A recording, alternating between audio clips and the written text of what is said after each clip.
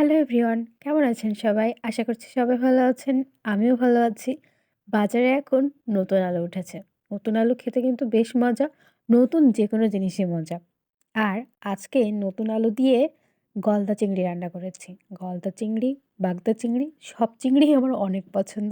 আর নতুন আলু দিয়ে যদি চিংড়ি রান্না হয় তাহলে সে ব্যাপারটাই তো অন্যরকম, তাই না? তো আমি এখানে পেঁয়াজ, রসুন, শুকনো লঙ্কা, কাঁচা লঙ্কা আর মাঝারি সাইজের একটা টমেটো কেটে নিয়ে সেগুলোকে একসাথে ব্লেন্ড করে নিয়েছি। আর এখানে নতুন আলু সুন্দরভাবে পরিষ্কার করে নিয়েছি। নতুন আলু কিন্তু ছোলা লাগে না। এমনি জাস্ট একটু ভালোভাবে ধুয়ে নিলেই চামড়া উঠে আসে। আর এখানে আমি গলদা চিংড়িগুলো কেটে ধুয়ে নিয়েছি। এবার একটি কড়াইয়ে পরিমাণ মতো তেল দিয়ে তেল ভালোভাবে গরম হয়ে আসছে, যখন একটু বুদবুদ উঠেছে তখন এর মধ্যে দিয়েছি লবণ আর হলুদ। দিয়ে তেলের সাথে খুব ভালোভাবে এটা মিক্সড করে নিচ্ছি। নিয়ে এবার এর মধ্যে আমি নতুন আলুগুলো দিয়ে দিচ্ছি। এবার আলুগুলোকে একটু ভেজে নেব। খুব বেশি ভাজা লাগবে না। ৪-৫ মিনিট একটু হালকা করে ভেজে নিতে হবে। দেখুন আমি কিন্তু উঠায় নিয়েছি। একদমই অল্প সময় ভেজে নিয়েছি। আলুগুলো উঠায় নিয়ে এবার এর মধ্যে আমি চিংড়িগুলো দিয়েছি। চিংড়িগুলো দিয়ে এপাশ ওপাশ একটু ভালো করে ভেজে নিয়েছি। চিংড়ি তেলে দিলে এর কালারটাই চেঞ্জ হয়ে যায়। ব্যাপারটা আমার যে কী ভালো লাগে!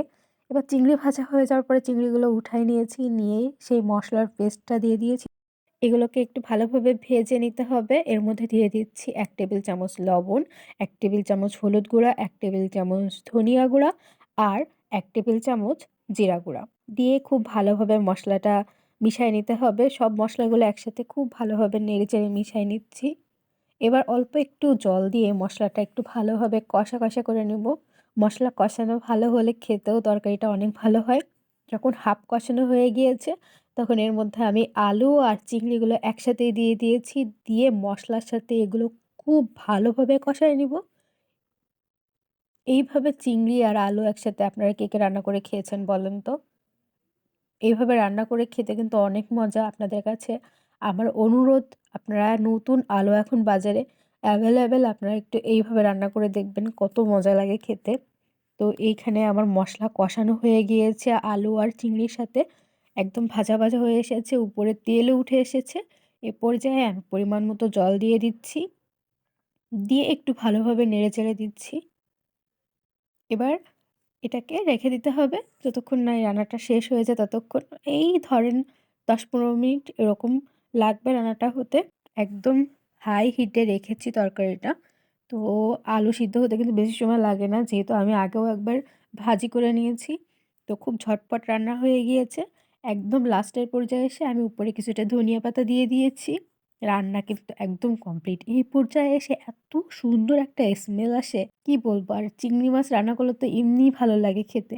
আর এভাবে রান্না করলে তো আর কথাই নেই, একেবারে লাজবাব। তো রান্নার পরে তরকারিটার কালার এরকম এসেছে।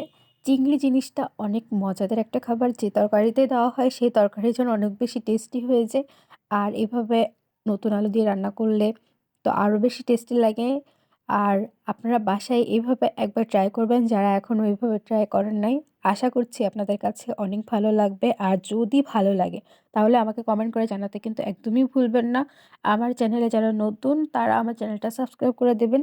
আপনাদের কাছে অনুরোধ রইল যাতে করে আমার ভিডিও আপনাদের কাছে আরও বেশি করে যায়।